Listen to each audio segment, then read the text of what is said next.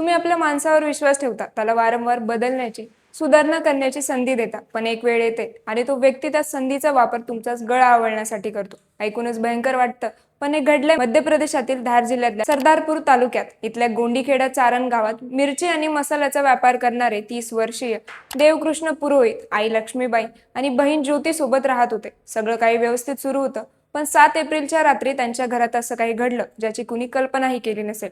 घरात दरोडा पडला, सामान विखुरलेलं, देवकृष्णाच्या पत्नीचे हातपाय बांधलेले, घरातील 3 लाखाचे दागिने आणि 50,000 रोख नेण्यात आले आणि यात देवकृष्णाचा जीवही गेला. त्यांच्या पत्नी प्रियंका हिचा रडतानाचा, आक्रोश करतानाचा व्हिडिओ सध्या सोशल मीडियावर चांगलाच पसरला. आणि धक्कादायक म्हणजे तपासात समोर आलेल्या माहितीनुसार या सगळ्या प्रकरणाची मुख्य सूत्रधार पण ती स्वतः आहे. तेच आपण जाणून घेणार आहोत. यामागे नेमकं कारण काय होतं की प्रियंकाला एवढ्या टोकाचा निर्णय घ्यावा लागला, यात तिचे साथीदार कोण होते आणि घटना घडली कशी, जाणून घेऊया संपूर्ण प्रकरण या व्हिडिओच्या माध्यमातून. नमस्कार, मी प्रीतीन, तुम्ही पाहताय कसं काय. मंडळी, देवकृष्ण आणि प्रियंकाचं लग्न 2015ला झालं. त्यावेळी प्रियंका 15 वर्षाची अल्पवयीन होती. 2021 साली गौनाहून ती कायमची सासरी आली.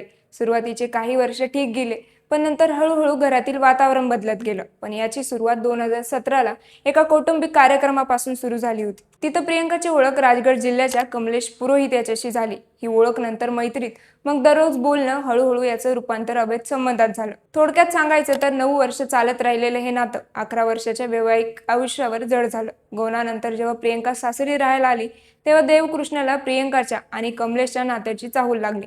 घरात वाद वाढले, भांडणं वाढली. प्रियंका वारंवार रागवून माहेरी निघून जायची. नंतर जवळपास 3 वर्ष ती माहेरीच राहिली. देवकृष्णाची बहीण ज्योतीने दिलेल्या माहितीनुसार प्रियंका सासरी 4 दिवस तर माहेरी 15 दिवस राहायची. घरकाम न करणं, सतत मोबाईलवर वेळ घालवणं इतकंच नाही तर ती देवकृष्णाला टोमणे मारायची की तू काळा आहेस, मला डिझर्व करत नाही, मला कोणीतरी स्मार्ट आणि हँडसम पाहिजे. कुटुंबाला वाटायचं हे भांडणाचे शब्द आहेत, पण यामागे खूप मोठी खेळी लपलेली होती. दरोड्याच्या 10 दिवसापूर्वी प्रियंका पुन्हा सासरी परतली, पण अखेरचं दूर जाण्यासाठी, ते पण एका ठरलेल्या योजनेसह. माहेरी असतानाच तिने कमलेशला सांगितलं होतं की पती खूप बंधन घालतो, त्रास देतो, आपण एकत्र राहू शकत नाही. यातूनच दोघांनी मिळून ठरवलं की देवकृष्णाला कायमचं रस्त्यातून हटवायचं. पण प्रश्न होता की हे सगळं कसं करायचं. मग यासाठी कमलेशनं सरदारपूर तालुक्यातील छदावत गावच्या सुरेंद्र भाटी निवडला. तो आधीपासूनच गुन्हेगार, त्याच्यावर हत्या आणि लुटीसारखे गंभीर गुन्हे होते. कमलेशने देवकृष्णाच्या हत्येसाठी त्याला 1 लाख रुपयांची सुपारी दिली. या सगळ्यात महत्वाचं म्हणजे हे काही पहिल्या प्रयत्नात झालं नाही. 2 एप्रिलला ही घटना होणार होती, पण त्या दिवशी सुरेंद्र वेळेत पोहोचला नाही. देवकृष्ण बचावला. परत नवीन तारीख ठरली, ती म्हणजे 7 एप्रिल. पण आता प्रियंकाने घटनेच्या 4 दिवस आधी हळूहळू तयारी सुरू केली. घराचं दार, कुलूप, आतला रस्ता सगळं अशा प्रकारे सेट केलं की सुरेंद्र रात्री सहज आत येऊ शकेल. कुणाला संशय येणार नाही, कुणाला आवाज येणार नाही. तपासात आलेल्या संशयावरून घटनेच्या रात्री प्रियंकाने कुटुंबातील सदस्यांच्या जेवणावर नशेचा पदार्थ मिसळला होता, जेणेकरून सगळे गाढ झोपतील आणि कोणाला काही कळणार नाही. 7 एप्रिलला सोमवारी आणि मंगळवारच्या मध्यरात्री जवळपास 1:30 वाजता गोंदीखेडा गावात सगळीकडे शांतता आणि सगळे झोपलेले असताना सुरेंद्र भाटी घराजवळ आला. प्रियंकाने आधीच व्यवस्था केल्याने त्याला आत शिरण्यात कोणतीही अडचण आली नाही. तो हळूच आत घुसला. त्याने आधी पती पत्नीच्या तोंडात कापड कोंबली आणि जीवे मारण्याची धमकी दिली. घरात काय काय आहे ते सांगा, नाहीतर मारतो, असं म्हणत त्याने मारहाण सुरू केली. नंतर सुरेंद्रने प्रियंकाला दुसऱ्या खोलीत नेऊन बांधून ठेवलं. हे आधीच ठरलेलं नाटक होतं आणि देवकृष्णाला वेगळ्या खोलीत नेण्यात आलं. तिथे सुरेंद्रने धारदार शस्त्राने देवकृष्णाच्या डोक्यावर जोरदार घाव घातला. डोक्याला गंभीर दुखापत झाली आणि देवकृष्ण जागी संपला. काम झाल्यावर सुरेंद्र निघून गेला. कमलेश हत्येच्या वेळी घराजवळ होता, पण थोड्या दूरवरून नजर ठेवत होता, कारण त्याच्यावर थेट संशय येऊ नये. सुरेंद्र निघून गेल्यानंतर प्रियंकाने मोठ्याने ओरडायला सुरुवात केली. शेजारी आणि नातेवाईक धावले आणि मग सुरू झालं एक मोठं नाटक. प्रियंकाने रडत सगळी कहाणी सांगायला सुरुवात केली. दरोडा कसा झाला, माणसं किती होती, चोरीत काय काय गेलं, मारहाण कशी झाली. ती वेड्यासारखं रडत होती, आक्रोश करत होती आणि लोकांचा विश्वास मिळत होती. मंडळी, रात्री पोलिसांना दरोड्याची माहिती मिळाली. धार जिल्ह्याचे SP Mayank Awasthi, ACP Parul Belapurkar, SDOP Vishwadeep Singh Parihar आणि राजोद थाना प्रभारी रामसिंह राठोड हे सगळे घटनास्थळी आले. सोबतच FSL म्हणजे फॉरेन्सिक सायन्स लॅबची टीम आणि डॉग स्क्वॉडलाही बोलवण्यात आलं. घटनास्थळाची बारीक तपासणी सुरू झाली. पहिल्या टप्प्यात आसपासचे CCTV फुटेज तपासले. गावात आणि जवळच्या रस्त्यावरही कॅमेरे बघितले. परिसरातील लोकांची चौकशी सुरू केली आणि माहिती मिळत गेली. महत्त्वाचं म्हणजे पोलिसांच्या अनुभवी डोळ्यांनी ही घटना संशयास्पद वाटत होती, कारण प्रियंका जी कहाणी सांगत होती त्यात ती वारंवार बयान बदलत होती. आधी ती म्हणाली 4 ते 5 बदमाश आले, नंतर 2 ते 3 आले. एवढंच काय, ते लुटीची रक्कम आणि दागिन्याबद्दलही तिचे बयान जुळत नव्हतं.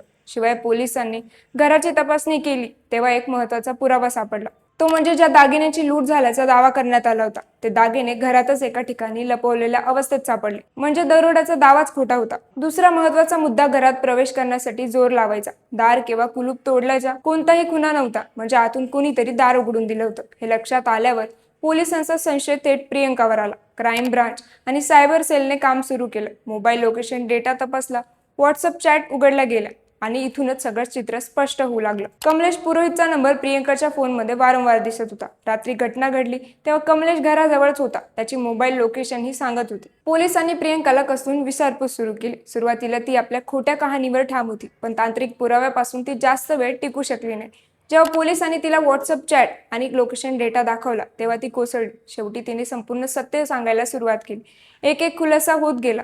प्रियंकाने कबूल केलं की तिचे कमलेश सोबत संबंध होते. तिनेच कमलेशला देवकृष्ण बद्दल माहिती दिली होती आणि त्या रात्री दार उघडून देणारी तीच होती. कमलेशला अटक झाली. त्याने हे कबूल केलं की त्याने सुरेंद्र भाटीला 1,00,000 रुपयांची सुपारी दिली होती. पोलिसांनी बुधवारी दुपारी या संपूर्ण षडयंत्राचा सार्वजनिक खुलासा केला. या प्रकरणात पोलिसांनी भारतीय न्याय संहिता म्हणजे BNSच्या कलम 103 अंतर्गत गुन्हा नोंदवला आहे. यात आरोपींना मृत्यूदंड किंवा जन्मठेपेची शिक्षा सोबत आर्थिक दंडही होऊ शकतो. क्षेत्रीय आमदार प्रताप ग्रेवाल यांनी ACPशी चर्चा करून दोषीवर कठोरात कठोर कारवाईची मागणी केली आहे. या प्रकरणात सुरेंद्र भाटी अजूनही फरार असून त्याच्या मागावर 5 पोलीस पथक आहे. म्हणजे या सगळा कट क्राईम सिरियल सारखा रचला गेला. व्यवस्थित स्क्रिप्ट उतरवली गेली, त्याची अंमलबजावणीही झाली. पण आधुनिक तंत्रज्ञानाच्या मदतीने सगळा प्रकार उघड झाला. मंगळवारी दुपारी पोस्टमॉर्टम नंतर देवकृष्णचं पार्थिव गावात आणलं गेलं. मुक्तिधामात त्याच्यावर अंत्यसंस्कार झाले. सगळीकडून आरोपींना फाशीची शिक्षा द्या अशी मागणी केली जाते. त्यात या प्रकरणामुळे सगळीकडे भीतीचं वातावरण पसरलंय. बाकी तुम्हाला या प्रकरणाबद्दल काय वाटतं? आम्हाला कमेंट्समध्ये नक्की कळवा आणि कसं कायला सबस्क्राईब करायला विसरू नका.